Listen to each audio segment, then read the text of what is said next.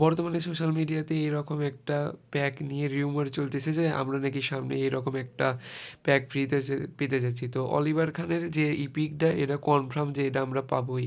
কিন্তু এইরকম যে 5টা প্লেয়ার এইসব ডেল পিয়েরো, সাবি, অলonso এইসব প্লেয়ার থাকবে এটা আসলে কনফার্ম নয়, এটা পুরোপুরি ফ্যান মেড একটা বিষয়।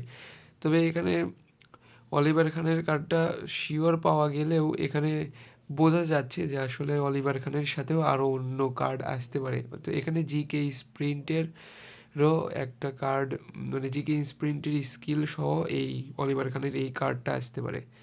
এখন সামনে কি কোনামি কী করবে সেটা তো কোনামিরই বিষয়। তবে এরকম কাকার যে প্যাকটা আসতেছিল সেখানেও আমরা প্লেয়ার দেখতে পেয়েছি যে পরে ওয়েন রুনি, অলিভার খান, তারপরে হলো কার্লোস পুয়েল, বেল এইসব প্লেয়ার্স ছিল।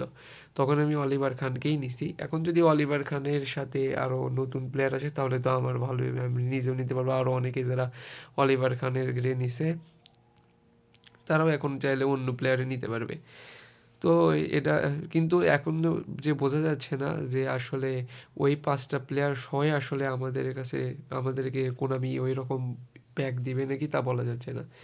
তবে দিলে ভালোই হয়। এখন সামনে কোনামি কী করবে সেটা কোনামির উপরে ডিপেন্ড, ছেড়ে দেওয়াই ভালো।